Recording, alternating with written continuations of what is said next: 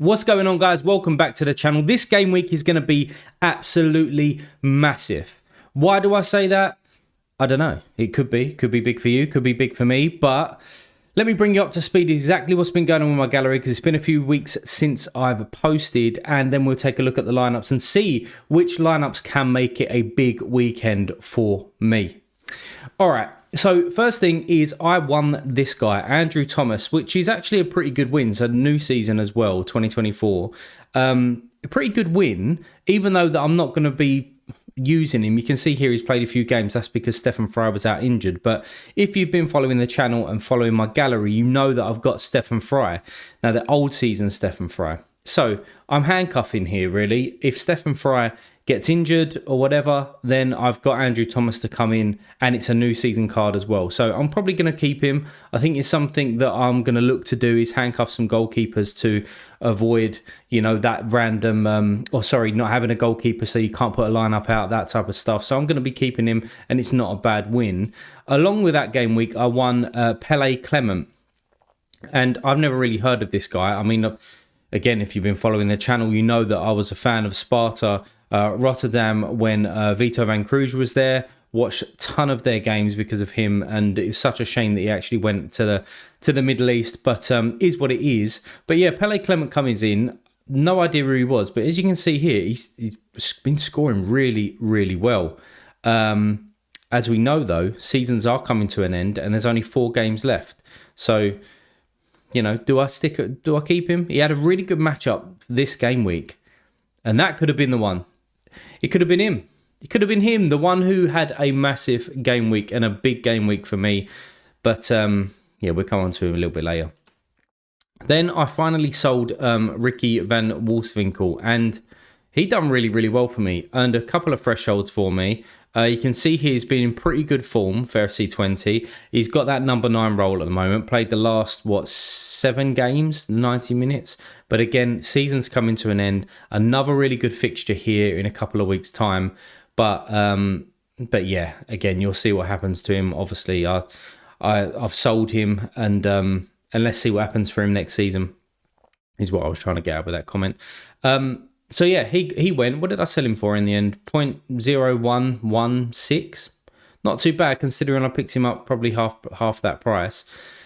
So following it's not a new method, but following a method, I picked up Andrew Tarbell as well. He's actually the number 2 at Houston, and I picked up his new card as well.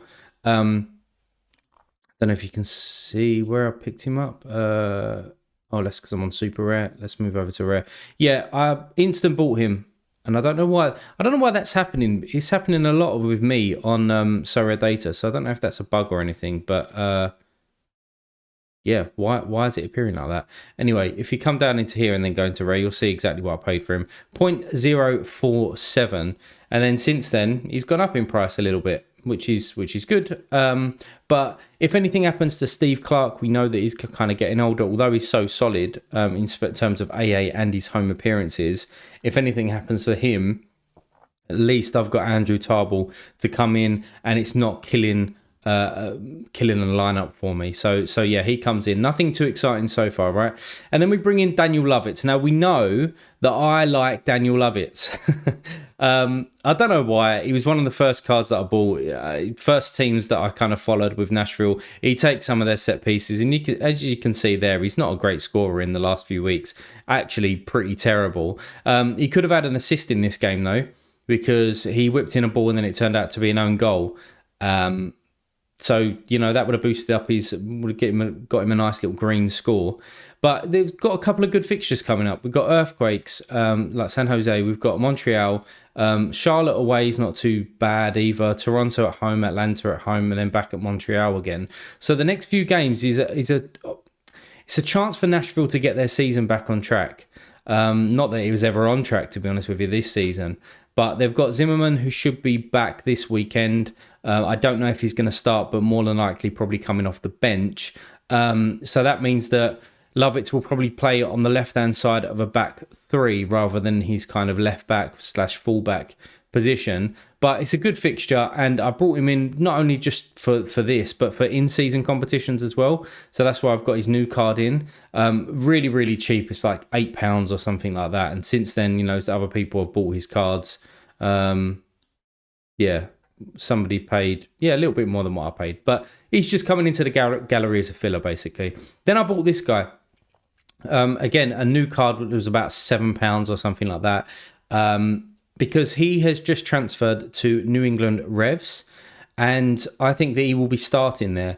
I don't think that he's going to set the world on fire. I mean, if we look at all of his performances at Seattle, and let's just go MLS, you can see there that he's capable of some green scores, but he's playing in a much better defence and a much better team. So it'd be interesting to see how he gets on at New England with Carlos Hill obviously in front of him. But I saw an opportunity there. I bought him. I can utilise him in maybe some like Division 4 teams and things like that. And then the same goes with this guy. Now, a little bit different with this guy, with Rosenberry, because I picked up his 2024 card again. But if you go and look at some of the stats, I don't know if let's just try and do this now. Sometimes it doesn't work as much. Right, so the ones that I always look at are double-doubles. Who's getting the most double-doubles? Where is he? Let me just search for... Oh, don't know what's just happened there. There we go. Control F. Hollings. Yeah. Oh, he's there. I missed him. So for his double-doubles, he's like fifth in that chart, right? He's had 5 double-doubles. He's also had a triple-double as well, and a triple-triple. No, that's Hollingshead. What am I doing?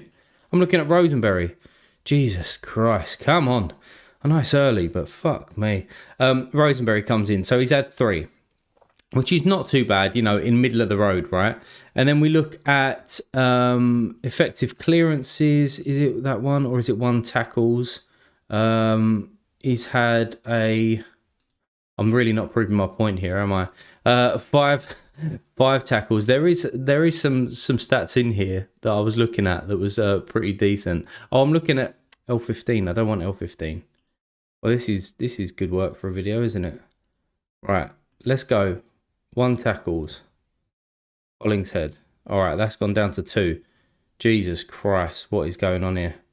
And I keep calling him Hollingshead, don't I? When it's actually Rosenberry. I don't know. My point is, when I was looking at this, his stats are pretty decent. All right, his stats are pretty decent. They are attempted assist, he's 5 there. Penalty. Oh, that's right. Penalty area entrances, he's 3rd on the list with already 33. I don't know if he's had any big chances missed or anything like that. Interceptions, is he on there? I don't know. Yeah, middle of the road. What my point is, middle of the road on some of them. But he gets forward, and if we take a look at his scores, you can see here from an AA standpoint, it's pretty decent. All right, now Colorado, they're getting better. They're unbeaten in the last 4. They've had some tough matchups against Houston, against Seattle, against LAFC, against Inter Miami, and he's still scoring all right. And if we look at him historically as well, he's capable of these green scores. Now, for a new card for about £7 or £8, I just think that I can utilise him. You know, when he's playing at home here against San Jose, or at home against Whitecaps, or at home against Minnesota, I can utilise him in the squad and be quite confident that he's going to score a decent amount of AA as well. So probably spent too long on Rosenberry than I should have. So let's keep it moving. I then won João Mario, and I sold him. So sold him for 0.005, I think, like that £8-9 or whatever that I spent on Rosenberry. Pretty much got it back from selling João Mario. Now, what's mental is that I was about to pay like 0.6 for him when he was around this price. When he's around this form. And I'm so glad that I didn't, because he's kind of fallen off a cliff a little bit since then. And I don't know what's going to be going on with him for next year. I don't know what his contract situation is at Benfica. But it was a nice pull for me because I already have Di Maria, Otamendi, and Rafa Silva as well. So it was a nice pull for me, but I sold him and just got some ETH in. And then I sold these guys. So I sold the old season Rosenberry that was already in my gallery from an earlier swap. I sold proper So I've not got a stack with Unistal at the moment, but I don't think that proper is the stack that I actually want now, considering that I'm going for just pure quality in the gallery. Apart from them filler ones for in season, I'm in classic cards. I'm just going for absolute pure quality. And proper is a decent card, but not. I don't think he's right for my gallery anymore. And then Pele Clement goes and Nacho Gil goes. So I picked up a little bit of ETH there from Satonio. So bringing me on, so that brings you up to speed, by the way, with my gallery. Nothing else too major has gone on from there, but when I look through these and I scroll through, I think that every single one of these is a decent card, which is a really good place for me to be in with my gallery at the moment. But let's look at this weekend, because there's a few question marks that I've got on a few teams. So starting with Challenger in-season rare, utilising that Lovitz, he comes in with the Joe Willis stack. Joe Willis should be starting. He come on at half-time because Panenko had an absolute shit show against Inter Miami, so they brought Joe Willis back in, which is good for me at home, so hopefully they can get that clean sheet in there. We've got Thiago Almeida and then the Brooks Lennon new card, so Almeida being my classic card. Away against Chicago, I actually think that Atlanta should smash Chicago, but we'll see. And then we've got Rui Diaz up there away against DC United, which worries me a little bit, because I do think, I mean, I'll come on to this DC versus Seattle, but I do think that DC beat Seattle without two of their centre-backs, or two of their defenders, should I say. João Paulo's not 100% at the moment. He's just getting back to some full fitness. So it'd be a really interesting game. And we know that DC at home this season's been very, very good. But it's not a bad team. I just don't know whether to be utilising Thiago Almeida and Brooks Lennon in a stronger lineup. But at the same time, if I can finish in the top 125, then I get $25. So, you know, how many cards at the moment are actually worth more than that? It's not too many if you do the research. But then I've got this team. This is one that I'm really, really looking forward to. So Sorare rate it as an 84 squad, but we've got the LA Galaxy boys away against Austin with AAA fixtures. We've got Carlos Hill at home against Inter Miami, which could be tough, but we know what Carlos Hill can do. If he just gets one decisive, which Inter Miami's defense is not great, let's have it right. So one decisive and then get his normal sort of 15 to 20 AA, it should be decent. And then I've got the Philly boys at the back. Now, Andre Blake has been training this week, so he should be back in the starting lineup. A little bit of a risk, but I'm a risk that I'm willing to take at the moment. And then Kyle Wagner comes in. They've had a nice 2-week break. I don't think they actually get the clean sheet, which makes me think, should I even put Blake in this lineup? But my goalkeepers this week are not. It's not great fixtures. So this is probably going to be my Challenger Classic Rare D1 team. So I'm in D1, I'm in D1, and I'm in D3 for the free lineups. So this will go into D1.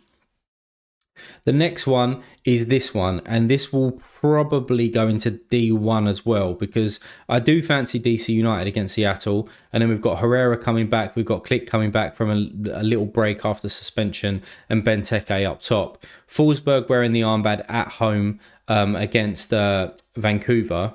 We know that home fixtures are overpowered in the MLS as well, so that's why he kind of comes in there. And then we've got trusty old guard Steve Clark in the net, should I say, against Dallas. So a little bit of a derby, but I don't see it as a high scoring game. So we know that Steve Clark gets around 10 to 15, if not 20 AA a game as well. So if he doesn't get that clean sheet, I don't think he kills this lineup. So that's there for a D1. And then we've got my what would be my D3 team. And things might change from what you see now for like the next couple of squads, because I just had some injury news before I actually was recording this video on one of these players.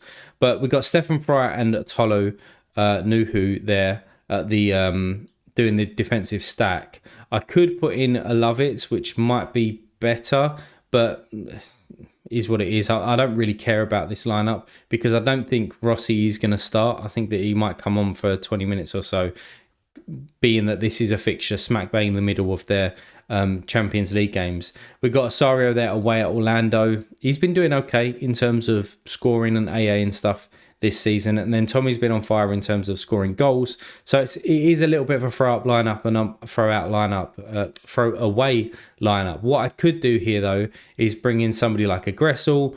I could bring in I've got him on the training lineup, Hector Herrera, but I don't know if he's going to be starting.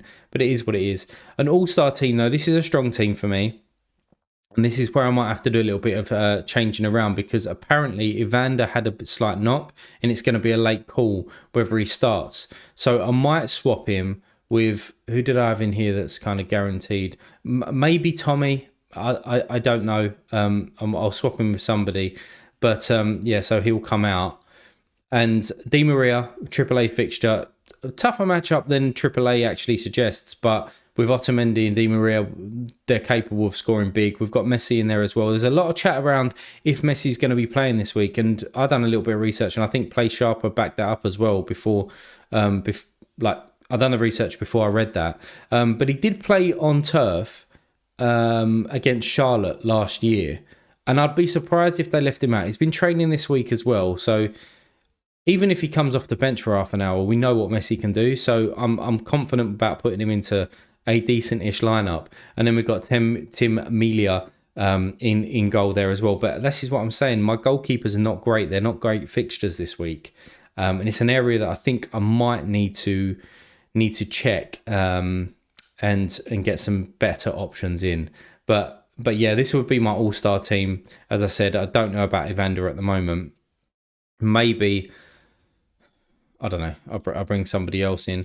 And then a Cap 240 team that I am not going to play, by the way. I don't think any of these, no, they're not all going to start. But this is just in there so that I can change some things around. So Rafa might come in to one of those lineups. Yamini apparently has been training as well, so maybe he comes into a lineup. Yeah. The other options that I had is I built this last night, I think it was changing things around a little bit. So one of my D1 teams doesn't change. That's exactly the same as it is. Oh no, I split up the Benfica boys. That's what I done. I put Otamendi in this lineup over here. So this is another D1 lineup. And then my all-star team, I put in the Atlanta boys in there as well. So Clark, Lennon, Almeida, Messi and Di Maria would make up that lineup, which looking at it, I kind of like. They're all set piece takers.